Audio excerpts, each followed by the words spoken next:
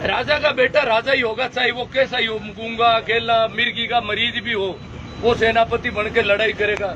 बताओ उसको, वो तो मिर्गी का मरीज है, फिर वो सेनापति है। अब वो क्या हुक्म देता है, क्या मतलब ये आरक्षण लागू हो गया हमारे देश में कि राजा का बेटा चाहे वो कैसा भी हो राजा ही बनेगा। ब्राह्मण का बेटा सबको ज्ञान देगा। बताओ अब वो चाहे मंदबुद्धि हो, उसको 5 तक की गिनती नहीं आती, पर लोगों को कहता है इस खेत में ये वो और ऐसे शादी करो और ये करो और वो करो। मतलब ये एक आरक्षण है, फिर योग्यता को नजरअंदाज कर दिया, सिर्फ जाति के आधार पर, केवल जाति के आधार पर दिया गया आरक्षण है।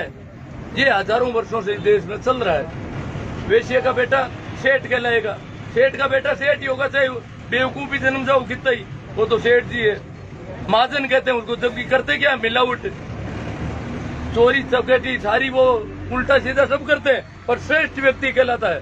सेठ तो इसका अपभ्रंश है, श्रेष्ठ सबसे अच्छा आदमी।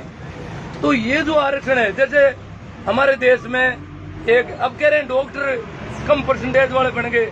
अरे यहाँ तो तुम जो वेद बनता, वेद का बेटा वेद, वेद का पोता वेद, ये क्या वेद है, जानो भले मत। तो ये आरक्षण हजारों वर्षों इस देश में चला। अब आरक्षण होना नहीं चाहिए। अगर आरक्षण होता है ना, हमारी लड़ाई क्या है, हम आरक्षण की लड़ाई नहीं लड़ रहे हैं, हम कह रहे हैं कि हमारा प्रतिनिधित्व होना चाहिए। इस देश में सत्ता में प्रतिनिधित्व कुछ विशेष लोगों का रहा सदैव। अभी जैसे आप न्यायपालिका को जानते हो, न्यायपालिका में सिर्फ 200-250 घराने हैं इस देश में। न्यायपालिका हमारा एक स्तंभ है लोकतंत्र का, और उसमें 250 घरों के अलावा कोई मुख्य न्यायाधीश नहीं बन सकता पूरे देश में। बताओ क्या सभी घरों में बेवकूफ जन्मते हैं? कहते हैं योग्यता नहीं है, SC ST OBC को मानता है बिना योग्यता के लोग हैं, इनमें बुद्धि नहीं होती, बीमार है, अकल नहीं है इनमें। तो ये मानना, क्योंकि बुद्धि पैदा होने के मामले में बुद्धि सभी घरों में बराबर जन्मती है। ये नहीं है कि ब्राह्मण के बेटे ही इंटेलिजेंट होते हैं, इंटेलेक्चुअल आदिवासियों में भी मिल रहा है। अब यहाँ क्यों नहीं हुआ आइंस्टीन? दुनिया की सबसे पुरानी सभ्यता है, परंतु यहाँ विज्ञान पैदा नहीं हुआ, बड़े वैज्ञानिक पैदा नहीं हुए। लड़ाइयों में हमारे यहाँ कोई आया तो वो जीत गया। जितने भी आए, ऊन आए चाहे मंगोल आए, जो भी आया आराम से जीता। क्यों? क्योंकि यहाँ क्षत्रिय का बेटा ही क्षत्रिय है, बाकी कोई तलवार के हाथ नहीं लगा सकता। अब जाट का बेटा कितना ही बलवान हो, परंतु वो लड़ाई नहीं कर सकता। वो तो उनकी अंधा था, बाप जी हुक्म यही करता रहा जिंदगी भर। घर पे अमल दारू पीवड़ा, अब क्या घाटी बाढ़ ले आगे, क्यों बाढ़ी घाटी घाटी खुद की हम भी कौन पूरी। मतलब ये आरक्षण हजारों वर्षों से चला। यहाँ के सेनापति कौन है? विशेष जाति के लोग ही सेना का काम करेंगे। बाकी वाले जो बहुत बड़ी आबादी है, जिसको अगर क्षत्रियों को छोड़ दिया जाए तो इस देश की 95% आबादी कभी लड़ाई में भाग नहीं लेती। क्या उसमें बलिष्ठ लोग नहीं थे लड़ने? यहाँ एकलव्य का अंगूठा काट दिया, इतना तख्ता तीरंदाज था, उसका अंगूठा काट दिया कि नहीं ये तीर क्षत्रिय ही चला सकता है, तुम नहीं चला सकते तीर चलाना तुम। क्योंकि यह विद्या के मामले में शिक्षा में क्या किया? 3 तरह की शिक्षा है। एक तो है धर्म, जो संस्कृति और ये शास्त्र वगैरह, ये जो मंत्र पढ़ना, ये तो सिर्फ ब्राह्मण के अलावा दूसरा मंत्र को ढूंढ ही नहीं सकता। दूसरा है शस्त्र चलाने की शिक्षा, ये क्षत्रिय के लिए थी निर्धारित। और तीसरा है हिसाब किताब करना दुकान का, ये वैश्य के लिए छूट थी। वैश्य हिसाब किताब पढ़ सकता है, परंतु तलवार नहीं चलाएगा, तीर नहीं चलाएगा। क्षत्रिय तीर तलवार चला सकता है, परंतु शास्त्र नहीं पढ़ेगा। ब्राह्मण के लिए सब छूट थी, वो तो शस्त्र भी चला देता। आपने सुना होगा परशुराम ने बेचारे क्षत्रियों का 21 बार नाश कर दिया इस धरती पर। ब्राह्मण के सभी शिक्षाओं की छूट। ब्राह्मण चाहे किसी की बेटी को ले जाए तो कोई पाप नहीं, किसी को मारे तो मुक्ति कर रहा है, मोक्ष कर रहा है। मारे तो क्या होता है? मोक्ष माना गया इस देश में। और आपको पता है ये जो सबसे ज्यादा गालियां हम दे रहे हैं किसको? लॉर्ड मैकाले को। लॉर्ड मैकाले कौन है? पहला आदमी है इस देश में जिसने हमारी चिंता की। उसने 2 चीजें की इस देश में। एक तो शिक्षा का सार्वजनिकरण कर दिया, शिक्षा की छूट कर दी सबके लिए, कोई स्कूल में जा सकेगा। उससे पहले स्कूल में हम नहीं जा सकते थे। आपने सुना होगा कि शूद्र ने वेद के मंत्र सुन लिए, रामचंद्र ने उसके कानों में शीशा घोल के कूट दिया कि इसके कानों ने मंत्र सुने, कानों की गलती है, गलती कानों ने की है, तो शीशा पिघला करके कूट दिया। ये यहाँ पर चला। तो इसने क्या किया, मेकाले ने क्या कि शिक्षा के दरवाजे सभी के लिए खुला है, कोई भी इंसान की औलाद है वो स्कूल में पढ़ेगी। उसके बावजूद 50-60 साल तक सबसे पहले तो वो पढ़ा ज्योतिबा फूले, नीची जाति के लोगों में से वही पढ़ा, बाकी कोई पढ़े नहीं। फिर अंबेडकर पढ़ गया, ये कुछ लोग सर छोटूराम पढ़ गए, बलदेव राम मिर्जा पढ़ गए। बलदेव राम मिर्जा क्यों पढ़े? वो एक राजा के बेटे थे। बलदेव राम मिर्जा जागीरदार थे, जाटों के पास जमीन राजस्थान में 2 जाटों के पास थी, एक तो कुचेरा के मिर्जा है और भागरोद के मिर्जा। इनके पास जागीर थी। कुचेरा वाले सिंधलास गांव लाटते थे और भागरोद वाले डूडीवास गांव के जागीरदार थे। बाकी हमारे पास जमीन नहीं थी। टेनेंसी एक्ट लागू होने से जमीन मिली, उससे पहले जमीन नहीं थी हमारे पास 1 इंच कहीं। हम खेत बोते जरूर थे पर हमें चाहे जब टिक टोक के निकाल दिया जाता। तो ये लोग पढ़ गए। बलदेव राम मिर्जा, एक मेरे गांव के पुरसाराम जी मिर्जा पढ़े थे, मेरे गांव के बद्रीराम जी मिर्जा कप्तान थे। वो बताते थे वो पढ़े थे 1905 में जोधपुर की स्कूल में, क्या नागौर में स्कूल नहीं थी, वो कह रहे थे उस समय जोधपुर में पढ़े थे। वो मुझे मिले हुए थे, वो तो अब तो चले गए, कप्तान थे वो फौज में। वो कहते थे कि मैं जिस स्कूल में पढ़ता था वहां पर एक नाटक करना था और एकलव्य का पाठ करना था, तो पूरी स्कूल में फिरेगी कोई नीची जाति का बच्चा है तो वो क्यों पढ़े? बद्रीराम जी एक जागीरदार के बेटे थे, उनका जोधपुर में मकान था, सरदारपुरा में बलदेव राम जी का भी था और भागरोद के मिर्जा हुए थे। जितने भी जागीरदार थे मारवाड़ के, उनके सबके जोधपुर में ठिकाने थे। नागौर में भी मिर्जा के नोरे थे, हमारे गांव के मिर्जा का नोरा अलग था, नागौर में इनका रेजिडेंस था सब जगह। तो इनके बच्चे पढ़ने शुरू हुए, किस वजह से? लॉर्ड मेकाले की वजह से, नहीं तो इनको भी नहीं घुसने दिया जाता। लॉर्ड मेकाले और ये जागीरदार थे तब। तो बद्री जी कहते हैं पूरी स्कूल में फिर करके मुझे पकड़ के ले गए कि नीची जाति का बच्चा मिल गया। बद्री जी क्यों मन पता है फैल बहुत, क्यों अपन नीच जात का मानने क्यों लोग, वो उनको बद्रीराम जी मिर्जा को एकलव्य बनाया उसको। अब एक दूसरी और कहानी कहता हूँ, आपने सुना सीआर चौधरी और राम रघुनाथ जी और सीआर साहब साडू है। इनके दादी ससुर ने इनके ससुर को पढ़ाने के लिए मेड़ता की स्कूल लेके गए कि इनको पढ़ाना है। तो मतलब सीआर साहब के और राम रघुनाथ जी के ससुर थे और उनके दादी ससुर पकड़ के ले गए कि पढ़ाओ। तो स्कूल में ले गए, वहाँ तो स्कूल वालों ने कहा बाबा अड़खड़ी ताकि मोटू हुई गो खेती मारो दे, इन्हें कहीं पढ़ाई करो, हम खराब हो जी। बाबू क्यों नहीं पढ़ाऊं? बाबू जिद कर लियो क्यों बाबा पढ़े बैठे को नहीं, महाराज टाबर दूजुड़ा नाराज हुआ है, दूजुड़ा घर का नाराज क्यों? वो गाँव को छोरो नेकर पेरी उड़ो हो गंडा नहीं हो क्यों? माँ की टाइम में नेकर को नहीं गणकरा टाबरा पहल दूजड़ा है, माँ की नेकर ऊंचा दादी खाई रहती नीचे फाजुड़ा ही पैर जाता भाई, वो आगू नेकर दिखता लर भागा ही रहता पूरे एड़ा नेकर कमी फाजुड़ा रहता गुंजिया हुई को नहीं, अरे गुंजिया ही खा मामा टैंको दे देते सीधू बटन को नहीं।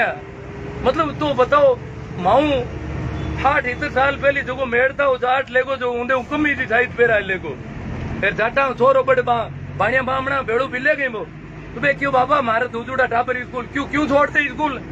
मारो नारो पानी लाए रोज बैठ धांगड़ा अड़े को नहीं क्यों? नहीं बाबा मांग बैठे कौन? बाबा ने शाम नटका क्या किशनगढ़ में पढ़े हो?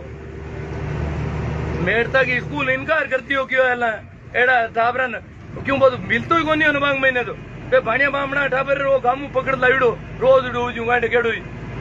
मतलब ये कंडीशन थी। ये लॉर्ड मेकाले की छूट के बाद हमारी ये हालत रही कई वर्षों तक। ये तो सर छोटूराम पढ़ गए, बलदेव राम मिर्जा पढ़ गए, अंबेडकर पढ़ गए, ज्योतिबा फूले की पत्नी ने बहुत संघर्ष किया, लड़कियों को पढ़ाना शुरू किया। लड़की को पढ़ाना क्यों? खोरो ही पाप है।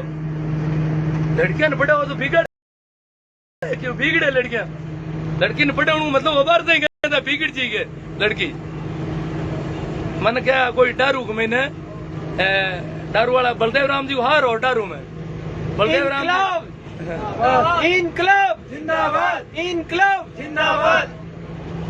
तो दारू वाला क्या मैं क्यों भाई बलदेव राम जी आता था थांगट कहीं था ही कहता हार हो देना क्यों? बलदेव राम जी बात तो घनी ताजी कहता बे पिंडे मां बात क्यों छोरिया नहीं पढ़ावनी पड़ी, छोरा ने पढ़ावण कुछ कहता पर क्यों छोरिया ही पढ़ी जना वो जे हगड़ा ही कहता पावना माथो खराब छोरी अकेला पड़ी क्यों मतलब छोरी कोई दे गोना बकरिया है क्यों मतलब लुगे अबार 20-15-10 साल पहले ताई तो गाँव में कहता ए लुगे गांड कट्टी वोट देवे टी की गांड कट्टी थे मतलब लुगे मानता का मक्कल हुई को नहीं अब ठापड़ी लुगे तो आरएस में टोपर ऊंडूगी सोरा नीला रंडूगी अब ठापड़ी अकल बराबर ही है मतलब यूं मानते कि छोरिया पड़ी अकेला पड़ी क्यों छोरिया हमदी मांग हमद में उन्हें बोलो अबार कह दे भैंसिया पड़ी अकेला पड़ी भैंसिया भाई क्यों बलदेव राम जी बात कहता थे ना पहला लागती लो बलदेव राम जी बहुत मेहनत करी आप पटाउन के मैंने लोड मेकाले के बाद में बलदेव राम मिर्जा है जो को मारवाड़ में बहुत बड़ी क्रांति है बलदेव राम मिर्जा शिक्षा गामू पकड़ पकड़ टापर लेगा कि मैंने मांगी उड़ टापर दे तो हूँ पटाऊं भी निकल नहीं पटाऊं पानिया मांगता रोटियां पे और आमनट मूल संजी आ रही है खेती कराता टाबरा हल खड़ा मिर्जा अमर रहे बलदेव राम मिर्जा अमर रहे बलदेव राम मिर्जा अमर रहे हाँ के बार हॉस्टल चाले एला हॉस्टल नाम बलदेव राम मिर्जा क्यों किसान छात्रावास लिखो गांव का भले की क्यों हेर में नागौर में कहता जाट बोल देगा पण हगली जातिया का टापर रखता मारे हाथ पानिया का टापर पड़ता बामणा का पड़ता हगली कोमा सिर्फ राजपूता की बोल्डिंग नारी बन की बिनते ने राजपूत भी पड़ता पहले और मेघवाड़ रे भी पड़ता नागौर किसान छात्रावास में क्यों किसान छात्रावास में क्या डोली भी पड़ता सब मतलब सारो भेदभाव मिठाई पे इतनी मेहनत करी कि भाई पढ़ाओ अगला टाबरा ने बलदेव राम जी बहुत ही मतलब देवता रूपी व्यक्ति है और मां कोई योग मां की वजह आप ऊंचा उठिया बलदेव राम जी आज रामदान जी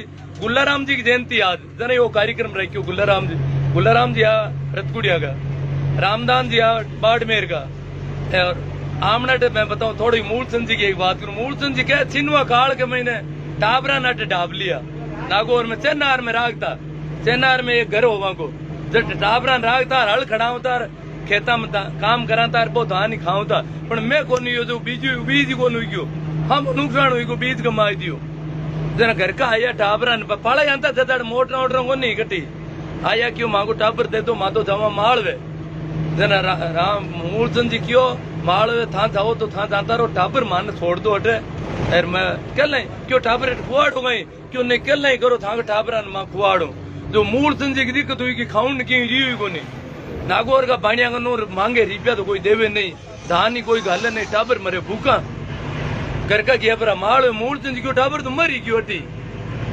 घोड़ा गया ने हॉस्टल की कंडीशन हुई मूलचंद जी गया कलकत्ता हटू मूलचंद जी कहानी बतावे कि मैं कलकत्ता की हो कलकत्ता का मैंने जाहिर बाणिया तीन टाइम झट कटी स्थिति कमजोर होती जन लोग कलकत्ता का बाणिया गंजा था मारवाड़ी बाणिया गणा कलकत्ता में घना तो बामण फिरता बेटी पढ़नावा बेटिया का नाम है पहले हुलरान दे दे पुन हुए अब झाड़ ने कुण दे हो रहा समझ तो मूलचंद जी बट गया पर बाणिया गन फिरिया मूलचंद जी की बाणिया है था 2-4 मूलचंद जी भी पहली महाजन में नौकरी करी डाक की अटे भी डाक का नौकरा जन मूलचंद जी बाणिया है था घर किया पर मूलचंद जी ने क्यों भाई एक ढाबा मात बाणिया लुगे बीट करती ना जाटा हूँ ढाबा मात रोटी खावता तो बट भी ढाबा में अभी ढाबा में सर छोटू राम एक जगह रोटी खावता तो ढाबा में रूलपट हुई क्यों इन रोटी खुआड़ो जन बाणिया क्यों मोटू जाता क्यों मैं खावा को नहीं क्यों मतलब जाट रोटी खावे जन माँ ढाबा में ढूका लगो तारे पहली ढाबा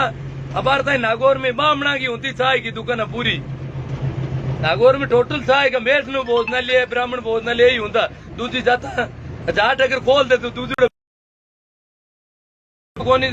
मूलचंद जी 2-3 दिन 4 दिन गांधीवादी तरीको अपना अनशन कर बैठ गा क्यों मर्जी हूँ भूखा एक जनो हाथ हटू वो क्यों मूलचंद जी मर्जी हो तो कोई नहीं कौन ठा पड़े बे ठापर पट मरी क्यों पट मैं जाऊ देड़ू कोनी बा ठापरा कनेर मायतन क्यों खाई सो मर तो मैं तो क्या तो कोई ने दिया आए जन मन 2 रुपया देते ही तो मैं ठापरा रोटी खा लू नहीं बा जन वो आदमी भी हेठ ने जगह मूलचंद जी जान पहचाने भी नहीं क्यों यार मूलचंद जी 3-4 दिन भूखा मरे रोटी कौन खावे अनशन कर दियो वो हेठ क्यों हट अनशन का कट पता लगे क्यों वो कलकत्ता है अट कहीं गांधी जी थोड़ा ही होता है वो हेठ आयो लाई मूलचंद जी कने क्यों ऐला करो मैं बताऊं थाने एक बिड़ला सेठ है जो को मने एक क्यों क्यों भाई कोई वास्तव में जरूरतमंद हुए तो बिना आपा हेल्प कर सका तो बिड़ला कन हालो आपा बिड़ला कन किया मूलचंद जी बिड़ला कन जाए बात रखी बिड़ला क्यों मैं चेक कराऊं कल रेल चलती कलकत्ता में आमड़ा जोधपुर नागौर जर बिड़ला आदमी भेजो मूल संजी घाती हटे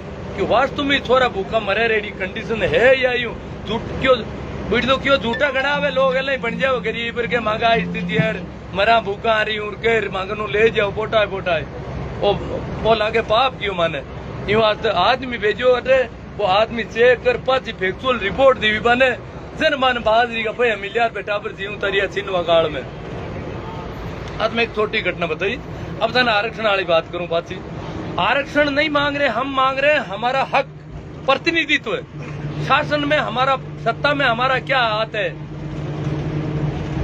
सर छोटूराम को कहा था यूपी के एक सेठ ने कि सर छोटूराम तुम जाटों के बच्चों को नौकरी में मत भेजो, खेती करवाओ, नौकरी तो गुलामी है।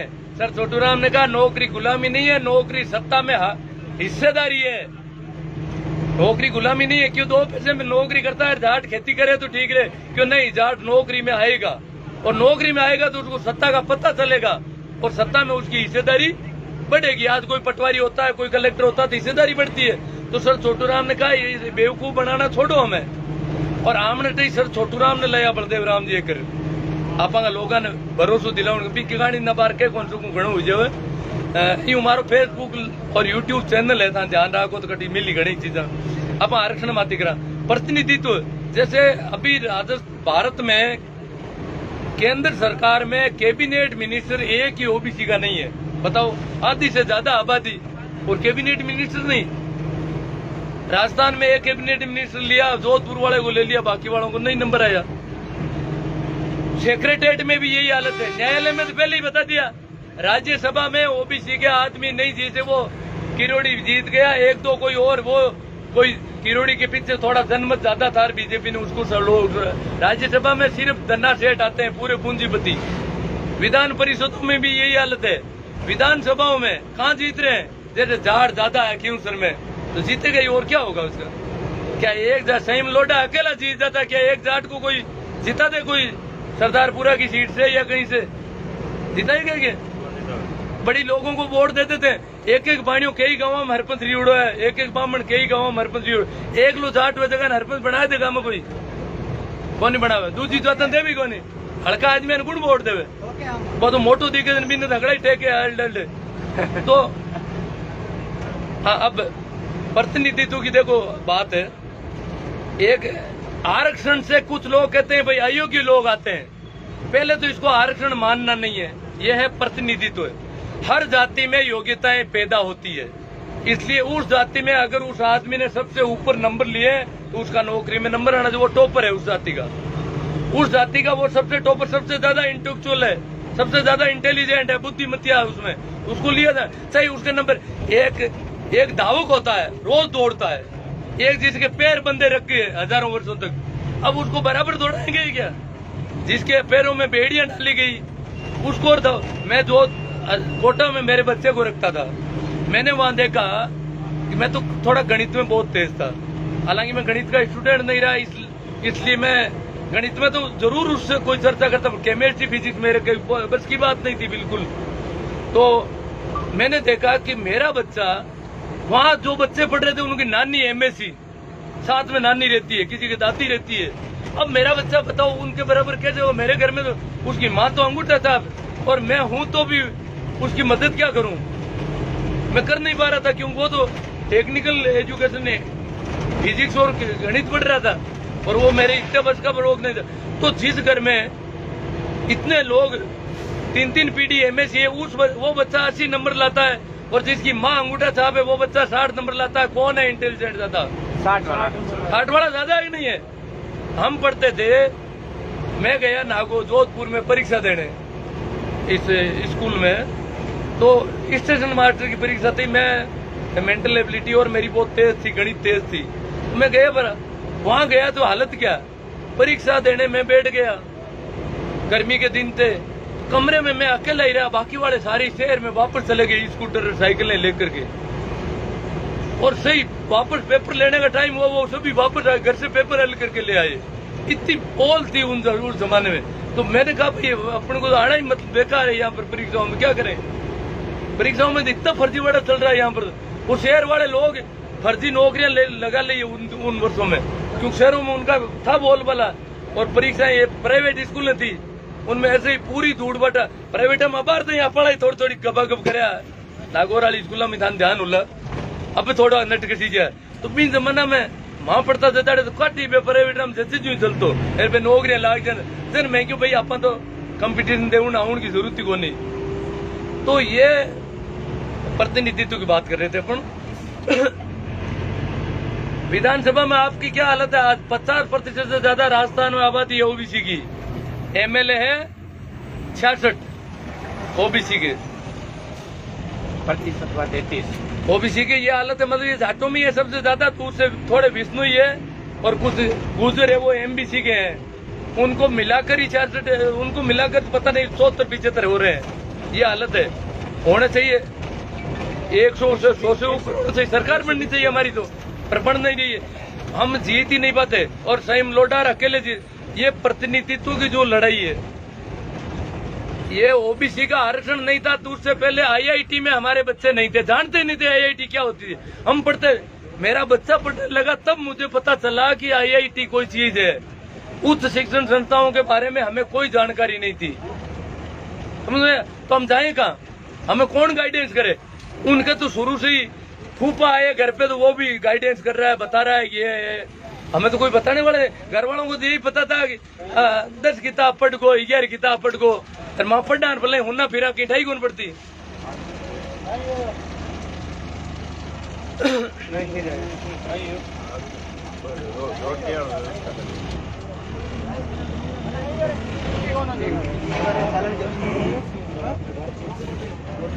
तो ये हम जो मांग कर रहे हैं वो कर रहे हैं। हम कह रहे हैं कि इस देश में प्रतिभाओं को दबाया गया जाति के आधार पर।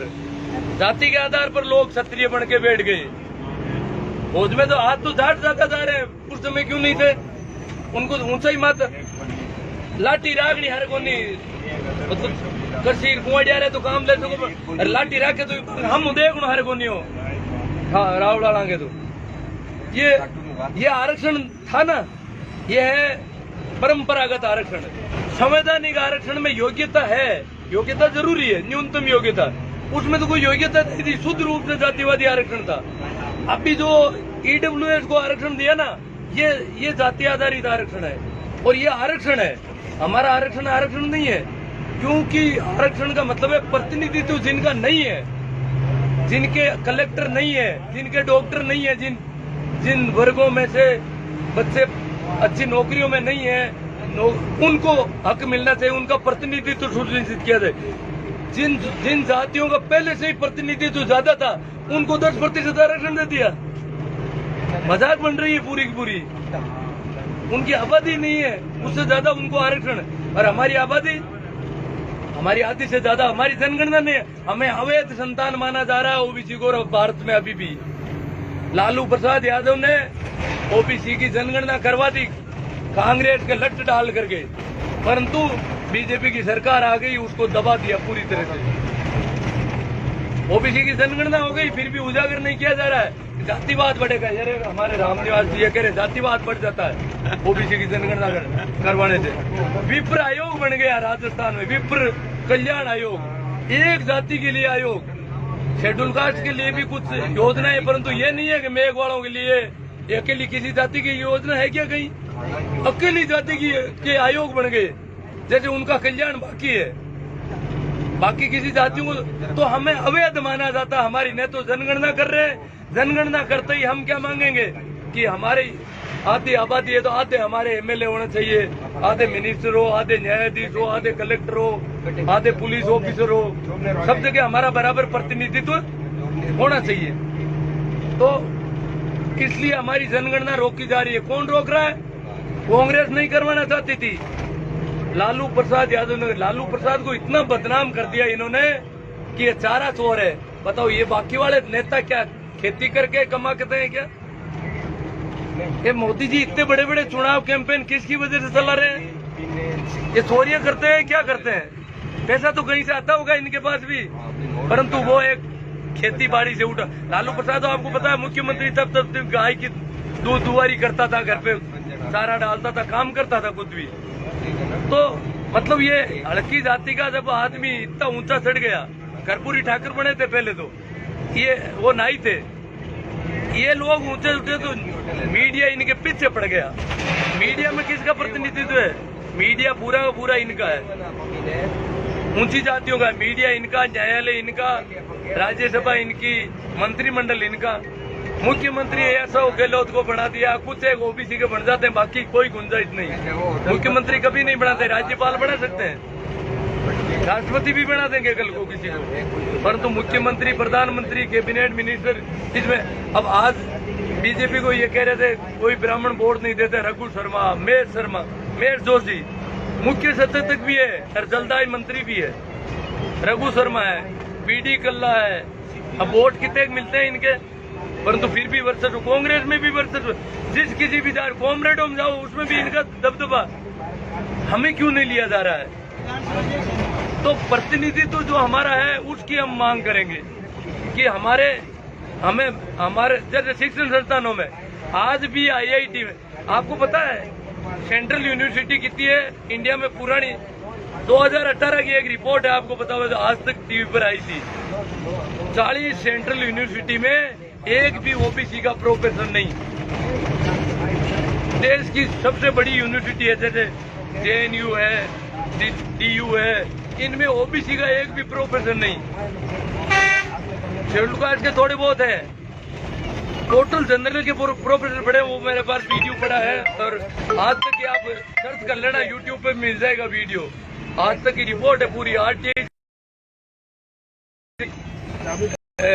एसोसिएट प्रोफेसर नहीं, एक भी एसोसिएट प्रोफेसर नहीं, एक भी प्रोफेसर नहीं। क्यों? कि प्रमोशन में आरक्षण नहीं है। शेड्यूल कास्ट का तो प्रमोशन में आरक्षण है, इसलिए प्रमोशन हो जाता है। हमारा प्रमोशन करे कौन है? वहाँ प्रमोशन करने के लिए लोग जो बैठे हैं, इंटरव्यू में देखा आपने, ओबीसी वालों को नंबर कम दे दिए जाते हैं, जगह जगह देते हैं ना। उसी प्रकार प्रमोशन में ओबीसी को पूरी तरह रोक देते। शेड्यूल कास्ट का आरक्षण है, इसलिए उनके थोड़े प्रोफेसर बन जाते हैं, उनके भी कई तरीकों से उनको भी बाहर निकाल, मतलब बराबर उनको भी प्रतिनिधित्व तो नहीं मिल रहा है जनसंख्या के अनुपात में। तो एक भी क्या ओबीसी में सेंट्रल यूनिवर्सिटी का प्रोफेसर बनने लायक कोई जन्मा ही नहीं पूरे भारत में? इंटेलिजेंट होते ही नहीं है क्या? ये हालत है हमारी। तो ये जो रुकावट है, ये प्रतिनिधित्व तो हम मांग रहे हैं, आरक्षण नहीं मांग रहे हैं। आरक्षण मांगे तो लोग कह कहते को मगते हैं, विशेष सुविधा चाहते हैं। कमजोर है क्या तुम? विकलांग हो क्या तो सुविधा चाहते हो? तुम तो सीढ़ियां चढ़ सकते हो, तुझे रैंप की कहाँ जरूरत है? सुविधा नहीं चाहते। हम कहते हैं हमारा प्रतिनिधित्व सत्ता में होना चाहिए, हमको अवैध संतान नहीं है यहाँ पर, हमारी गिनती भी होनी चाहिए।